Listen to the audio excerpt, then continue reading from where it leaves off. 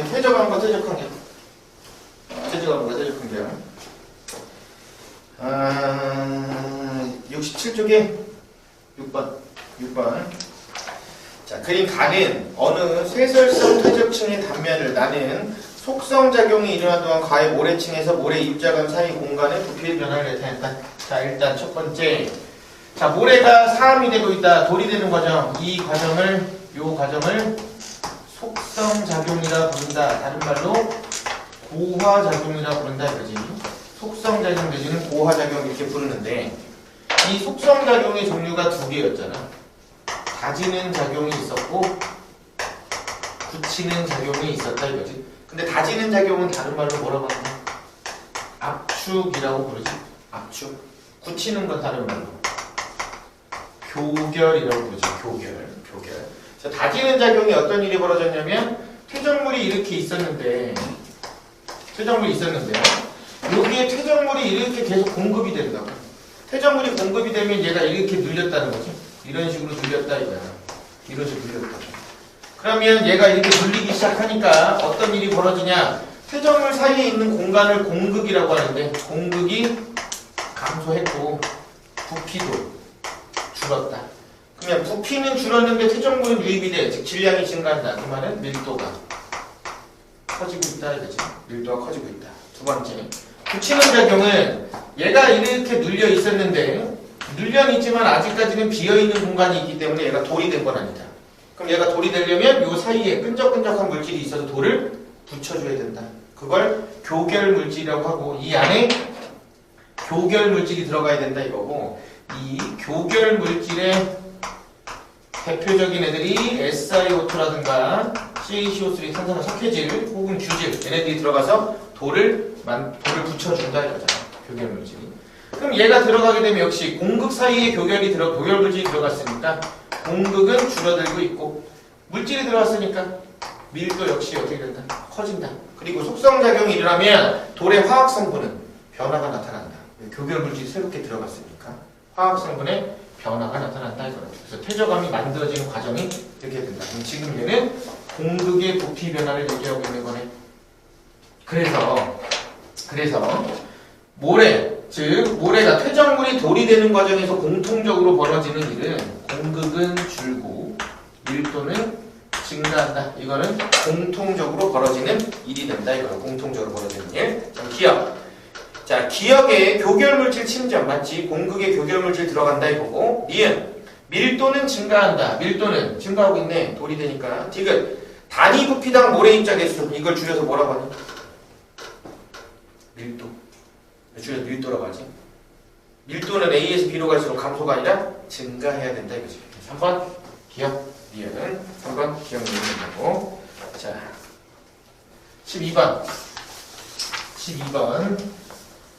12번은 퇴적 구조에 대한 얘기인데, 퇴적 구조에 대한 얘기죠. 퇴적 구조. 답이 나와버렸네. 퇴적 구조 얘기할 때 퇴적물이 쌓여서 만드는 어떤 형태가 이제 퇴적 구조는 기본적으로 퇴적 구조가 점이층리, 사층리, 연일, 건열 이렇게 네 종류가 있다고 했을 때, 이렇게 네 종류가 있다고 했을 때, 일단 첫 번째 점이층리자. 일단 층리라고 하는 건 뭐냐? 퇴적암에서 생기는 줄무늬를 층리라고 부르겠다. 즉 줄무늬를. 그랬을 때 점이층리는 입자 큰 게 밑에 있고 작은 게 위에 있고 더 작은 게 위에 쌓여 있는 이런 형태를 점이층리라고 불렀는데, 얘가 어떻게 생겼었냐면 물이 있을 때 이렇게 대륙붕이 있으면 입자 큰 게 무거우니까 멀리 못 날아가서 가까운 데 쌓이고, 입자 작은 거 멀리까지 가니까 여기 쌓이고, 중간 건 뭐 이렇게 쌓였다 이거잖아. 여기 쌓였다. 그러다가 얘가 이렇게 경사져 있고 완만한 땅이 이렇게 나타나면 얘가 어떤 요인에 의해서 쓸려 내려간다 이거라고. 얘를 쓸고 내려가는 물의 흐름을 저탕류 내지는 혼탕류라고 하지. 저탕류 내지는 혼탕류에 의해서 쓸려 내려가. 그러다가 입자 큰 게 있고 작은 게 있는데 큰 게 먼저 떨어지고 작은 게 천천히 떨어지잖아. 그래서 입자 큰 게 밑에 쌓이고 위에 작은 게 쌓이고 더 작은 게 쌓이고, 이런 점이층리가 나타난다. 그래서 점이층리는 항상 어떤 상태에 생기냐? 깊은 물에서만 생긴다. 일반적으로는 바다에서 생기지만 호수가 깊어도 생길 수 있는 구조가 점이층이다. 물론 지금 이 그림은 지금 점이층은 없지. 자, 두 번째. 사층리는 사막에서 바람이 불어서 모래 언덕이 이렇게 생긴다고. 그럼 어떤 이유가 있냐면 여기가 깎인단 말이야. 깎여나가. 그럼 깎여나간 퇴적물이 요 뒤쪽에 이렇게 쌓이기 시작한다고. 그러다 보니까 사구가 모래 언덕이 이렇게 뒤로 밀려. 그래서 이렇게 라인이 남는 상황. 요게 사층리.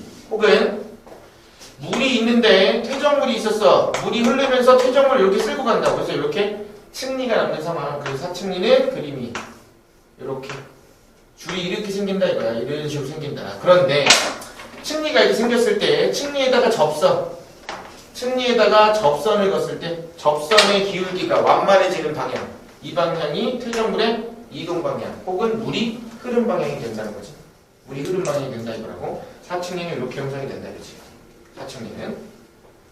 자, 연은은 자, 물이 있고 퇴적물이 있었는데 바람이 불거나 물이 흘러서 물이 이렇게 넘실넘실 되면서 퇴적물도 같이 넘실넘실 됐다 이거잖아. 그래서 이렇게 연은은 이렇게 물결 무늬가 생긴다. 다만 사층리는 지금 모양이 이렇게 나오면 방향을 알려주는 특성을 갖고 있지만 연은은 모양이 이렇게 나오면 이거 가지고는 방향을 알 수 없었다 이랬다고. 연은은 방향을 알 수 없다. 다만 연은이 유수 흐르는 물에 의해서 생기면 연은 모양이 이렇게 한쪽으로 쏠려서도 나온다 그랬잖아. 한쪽 이렇게 쏠려서 나오는 경우가 있다. 이렇게 쏠려서 나오게 되면 이렇게 쏠려서 나오면 이때는 방향을 알 수 있다고 얘기한다고. 하지만 일반적으로는 연은이 나오면 방향을 알 수 없다 이렇게 푼다고. 자, 마지막 건열은 물이 있고 퇴적물이 쌓여 있었어. 어떤 요인에 의해서 얘가 융기한다고. 위로 올라왔어. 그럼 여기 있던 퇴적물 사이에 있던 물이 싹 다 증발해 버린다는 거지. 물이 싹 증발해 버리면 어떻게 돼? 이렇게 그 가뭄 들었을 때 논바닥 갈라진 것처럼 이렇게 땅이 싹싹 갈라지는 상황. 이런 식으로 갈라진 이런 상황이 된다 이거라고. 이런 걸 건열이라고 부른다. 그래서 건열, 사층리, 연은 이 세 개는 다 물이 깊으면 생길 수 없이 다 얕은 물에서만 생긴다 이거야. 얕은 물.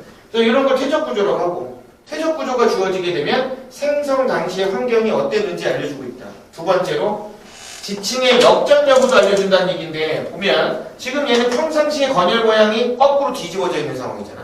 얘도 평상시 사층리 모양이 거꾸로 뒤집어져 있는 상황이라고. 그래서 모양이 이렇게 나오면 지층이 뭐 됐다? 역전됐다. 그래서 일반적으로 지층이 밑에서부터 위로 쌓이는 게 맞지만 얘는 지금 거꾸로 이 방향으로 쌓인 거지. 위에서 아래로 쌓였다는 거야. 두 번째, 사층리 보니까 접선이잖아. 그럼 어떻게? 이 방향으로 이동했구나, 그지? 퇴적물의 이동 방향이 이 방향이라는 얘기야. 하나 더. 지층이 이렇게 있을 때 지금 빠르게 설명하고 있는데 지금 빠르게 설명하는 내용들이 머릿속에 싹 스쳐 지나가야 돼. 본인이 개념 공부했던 것들이. 근데 이게 스쳐 지나가지 않으면 빨리 개념책 다시 찾아서 뒤져봐야 된다. 이 파트들. 근데 개념책을 봐도 기억이 또 안 난다. 그러면 강의 봐야 돼. 강의 빨리 다시 반복해서 봐야 된다. 안 그러면 이게 누적이 되면 나중에 되겠지 이렇게 하다가는 이게 누적되면 나중에 골치 아파진다고. 왜냐면 수능을 보러 가면 지구과학은 언제 시험 보냐면 제일 마지막 시간에 시험 본다고. 시험 다 끝나고 제일 마지막. 그렇기 때문에 지구과학 볼 때는 네가 상태가 안 좋아. 집중력도 흐트러져 있는 상태고 체력도 떨어져 있는 상태야. 그 상태에서 답을 골라야 돼. 그러려면 내 몸에 배 있어야 돼. 모든 내용들이. 즉 몸이 반응할 정도로 반복이 많이 돼 있어야 된다고. 그 말은 꾸준히 1년 동안 해서 누적시켜서 반복이 돼 있어야만 시험 보러 가서 실수를 하지 않는다. 근데 그냥 암기니까 나중에 외우면 되겠지. 그런 생각으로 접근하면 수능 가서 무너지는 거야. 그래서 지구과학이 어떤 애들이 많냐면 9평 때까지는 1등급 맞다가 수능 가서 4, 5 뜨는 애들이 많아. 그게 뭐냐면 순간적으로 공부하면 그런 일이 벌어져. 순간적으로 공부하면. 순간적으로 바짝 당기던 성적이 나온다고. 왜? 쉬우니까. 근데 이게 누적이 되지 못하고 되면 실수를 많이 하게 되는 과목이에요. 그걸 항상 유념해야 된다. 자, 지층이 있을 때 퇴적물이 차곡차곡 쌓이면 이게 줄이 생긴다고. 이런 줄을 층리라고 한다고. 층리. 근데 내가 얘를 쳐다볼 때 이 지층을 옆에서 쳐다보면 이거를 단면 관측했다고 얘기해요. 단면 관측. 그리고 내가 얘를 위에 쳐다보면 이거는 층리면 관측을 했다고 얘기한다고. 그러면 단면으로 봤을 때 잘 보이는 퇴적 구조는 당연히 줄가 있는 층리겠지. 즉 점인층이랑 사층리 얘네는 옆에서 봤을 때 잘 보인다고. 즉 단면 관측을 했을 때 잘 보인다는 얘기야. 단면 관측. 근데 연흔과 건열 같은 경우는 바람이 불면 연흔이 이렇게 생길 거란 말이지. 연흔이. 근데 옆에는 이런 식으로 사층리가 생겨나갈 거거든. 그래서 연흔과 건열 같은 경우 건열 뭐 이렇게 생길 거니까. 연흔과 건열 같은 경우는 옆에서 보면 안 보인다가 아니라 옆에서 보는 것보다는 위에서 보는 게 훨씬 더 잘 보인다 이거라고. 위에서 보는 게. 그러니까 무슨 관측을 한다? 얘네 둘 다 층리면 관측을 해야 된다. 얘들은 층리면 관측을 해야 된다. 이거 층리면 관측. 이런 얘기들이 나올 거야. 항상 퇴적구조 나오게. 그래서 기억 보면 퇴적 당시 물이 흐름 방향을 알 수 있는 건 누구다? A다. 방향 알려주는 건 A라고. 자, 니은 C의 퇴적 구조는 깊은 바다 아니지. 무조건 약해야 된다고. 그러면은 디귿 생성 수저 CBA가 된다 이거지. 그래서 1번 기억이 된다 이거지. 1번 기억. 자, 16번. 지금 한 내용들이니까 바로 볼게. 자, 일단 그래프 먼저 보면 그래프에서 뭐를 얘기하고 있냐? 입자의 P가 클수록 침강 속도가 빠르대. 그럼 얘 누구? 점이층 얘기하는 거네. 가 얘기하고 있는 거지. 가 얘기한다 이거야. 가. 자, 근데 이거는 뒤에서 나올 지질 구조인데, 자, 지층이 이렇게 A가 쌓이고 B가 쌓이고 C가 이렇게 쌓였어. 이런 관계는 정합이라고 하지. 이런 관계는 정합 관계라 그래. 근데 지층이 D가 있고 E가 있었는데 잠깐 멈추고 깎이고 올라가고 내려가고 이런저런 일 벌어지고 이 위에 새로 쌓이면 이거를 부정합이다 이렇게 부를 거야. 그 말은 E하고 F는 연속 퇴적이 아니다 이렇게 얘기할 거거든. 근데 만약에 지층에 이렇게 건열이 나왔어. F, A, B, C, D, F, G, H 이렇게 있다고 치자. 그럼 G하고 H는 정합이야 부정합이야? 이건 부정합이다. 왜? G가 쌓이고 건열 생기면 뭐 해야 돼? 위로 올라와야 돼. 그리고 물 증발하고 뭐하고 한 다음에 가라앉고 H가 다시 쌓인 거라고. 그럼 G하고 H는 연속 퇴적이라고 볼 수 없다. 건열이 이렇게 나타나면 불연속이다 이렇게 봐야 돼. 자, 기억. 나는 층리면을 봤다. 그치? 건열은 층리면 본다 그랬지? 니은 퇴적물 입자의 크기가 클수록 침강 속도 빠르다. 그게 이 그래프 얘기고. 디귿. 그래프를 통해 가의 생성 원리를 설명한다. 맞네. 그래서 5번 기억니은 디귿이 되겠다. 기억니은 디귿. 자, 그리고 나머지 것들은 문제가 뭐 다 똑같은 얘기지. 똑같은 얘기고 쭉 넘어가면 38번인데 38번 어떤 퇴적 구조가 형성되는 원리입니다. 어떤 퇴적 구조가 형성되는 원리인데 다음은 어느 퇴적 구조가 형성되는 원리를 알아보기 위한 실험이래. 자, 누구의 형성 원리를 알아본다 이랬는데 지금 보니까 입자가 2mm 이하 2에서 4mm 4에서 6mm 입자 크기가 몇 개? 세 종류네. 입자의 크기가 다양하게 나타나는 퇴적 구조는 뭐밖에 없다? 점이층밖에 없네. 얘는 점이층이네. 근데 결론을 보니까 그래. 결론 보니까 제일 밑에 깔려있는 C가 제일 큰 것들이 돼 있다. 제일 위에 있는 A가 가장 작은 걸로 돼 있다. 즉 밑에서 위로 갈수록 입자의 크기가 점점점 작아진다. 즉 뭐가 된다? 점이층이가 된다. 두 번째, 나 봐봐. 원통을 흔들었어. 그럼 퇴적물들을 막 섞겠다는 얘기잖아. 이게 실제로는 자연에서 어떤 과정이? 이걸 저탕류 내지는 혼탕류라고 부른다. 이건 저탕류 내지는 혼탕류라고 부를 거야. 두 번째, 골고루 섞어놓은 제자. 가라앉기를 기다린다. 이건 이제 뭐야? 낙하 속도 차이 확인하는 상황이다. 낙하 속도 차이 확인하는 상황이다. 이라고. 그래서 기출을 풀 때 답을 맞추는 건 하나도 중요하지 않다. 이건 안 나올 거니까 시험에. 답을 맞추는 건 하나도 안 중요해. 근데 주어진 내용들이 무엇을 의미하려고 무엇을 물어보려고 문제에서 써놨는지 그걸 생각을 해야 돼. 기출 풀면서 항상.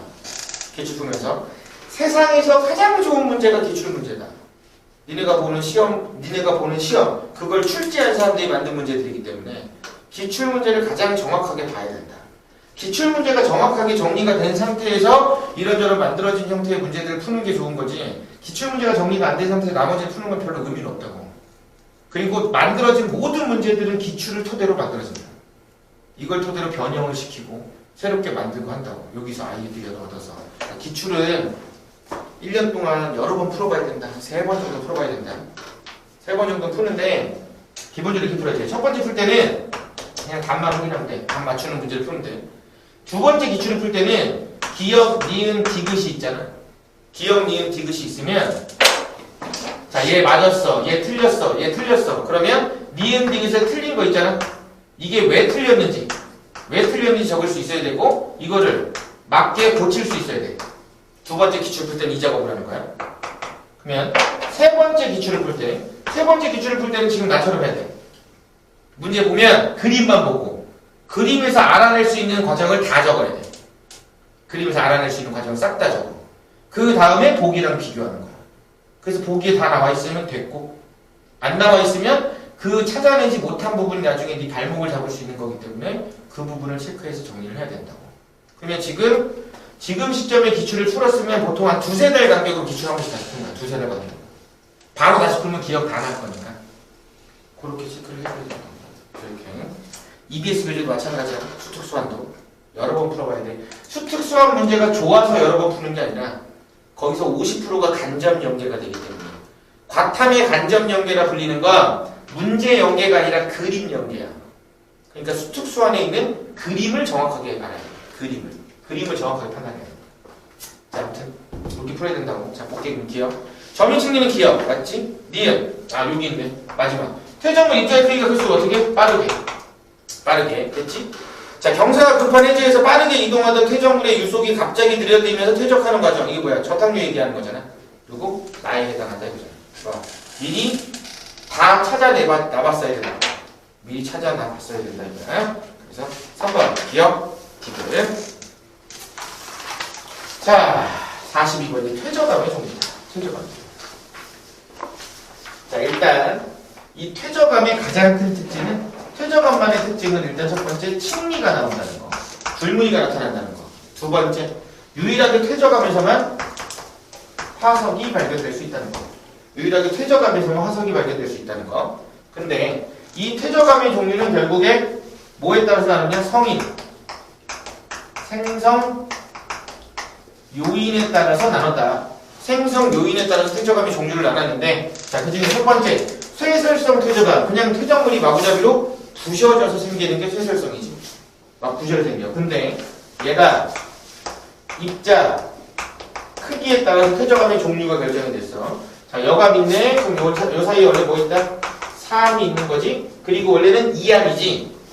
원래는 2암인데 2암 중에서도 입자의 크기가 63 마이크로미터 이하가 되는 돌이 셰일이다. 외울 필요 없어. 그냥 2암 중에서 입자가 더 작은 애가 셰일이다 이거야. 근데 2암의 50%가 셰일이야. 그래서 보통 2암을 안 쓰고 셰일을 쓰기도 한다.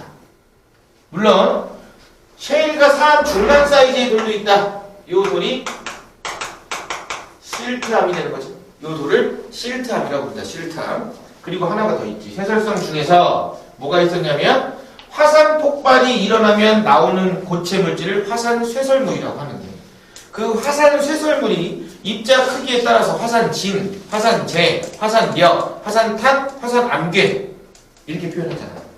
그 중에서 화산력이 쌓이면 강력암, 화산암괴가 쌓이면 집괴암. 근데 그건 됐고 화산재가 쌓여야 되는 은회암이 있다 이거지. 얘는 화산재가 쌓여야 되는 돌이다 이거. 화산재가 쌓여야 되는 돌, 화산재.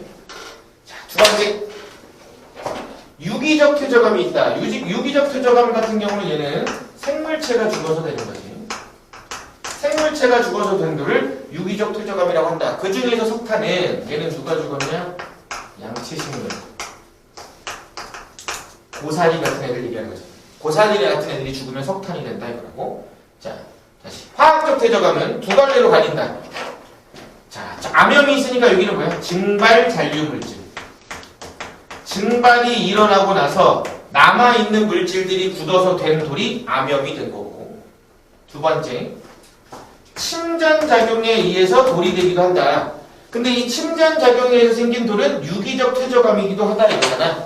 그거의 대표적인 애가 두 개가 나오지. 석회암, 탄산칼슘이 굳어서 된 거, 혹은 조개들이 죽어서 된 거, 그게 석회암. 그리고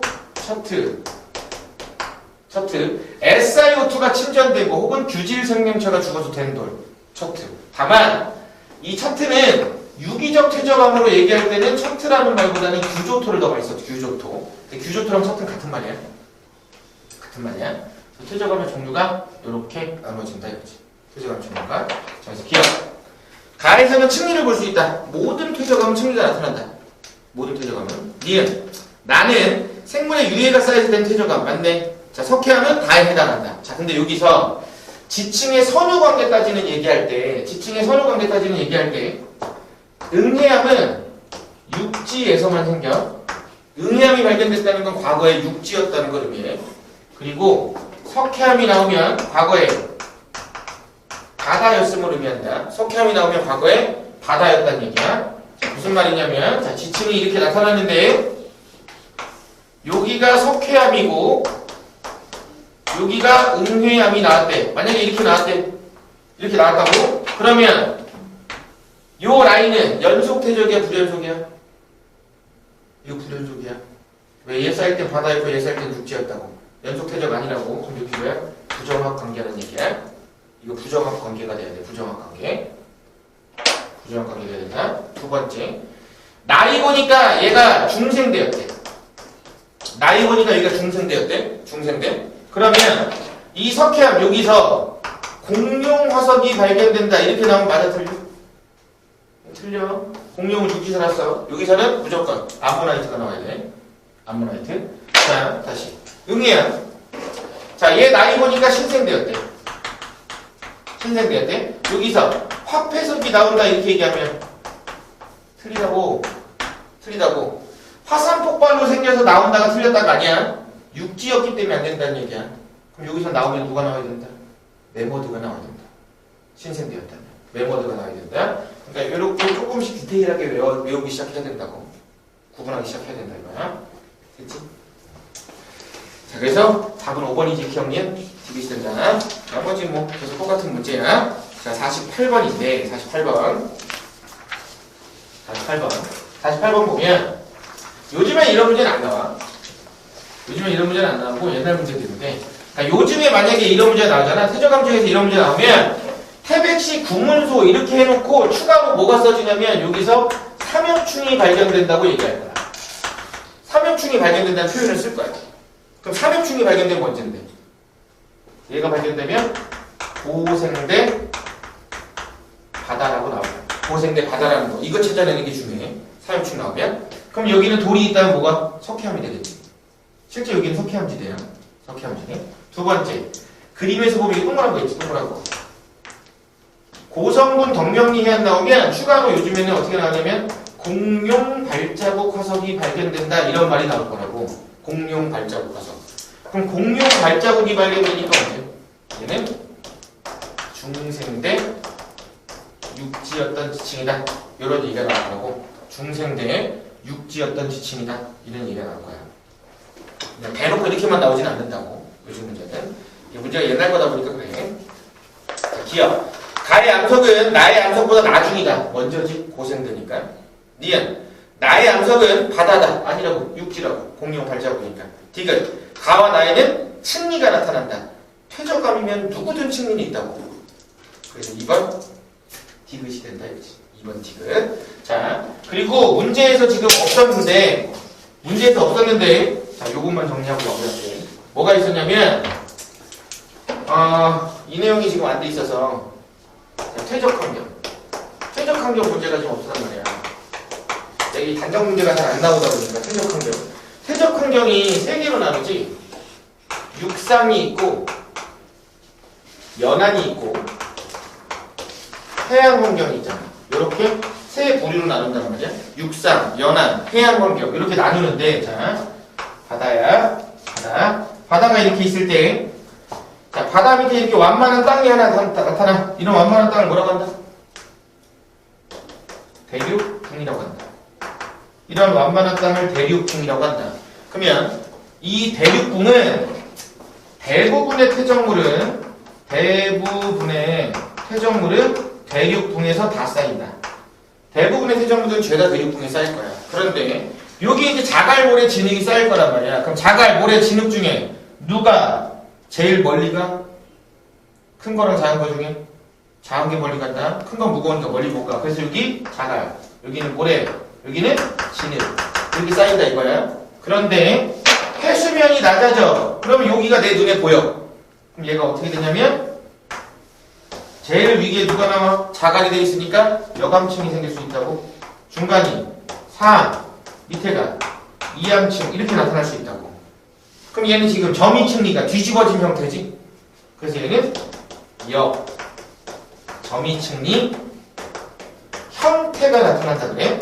이게 실제로 점이층리가 역전된 건 아니니까 점이층리가 뒤집어진 형태가 보인다 이렇게 표현할 거라고. 두 번째, 연화는 다른 말로 전이 환경이라고도 얘기하는데 얘는 육지와 바다가 접하는 지역, 육지와 바다가 접하는 지역이야. 그래서 연안 환경에서 만들어지는 퇴적 지형의 종류는 너무 많아.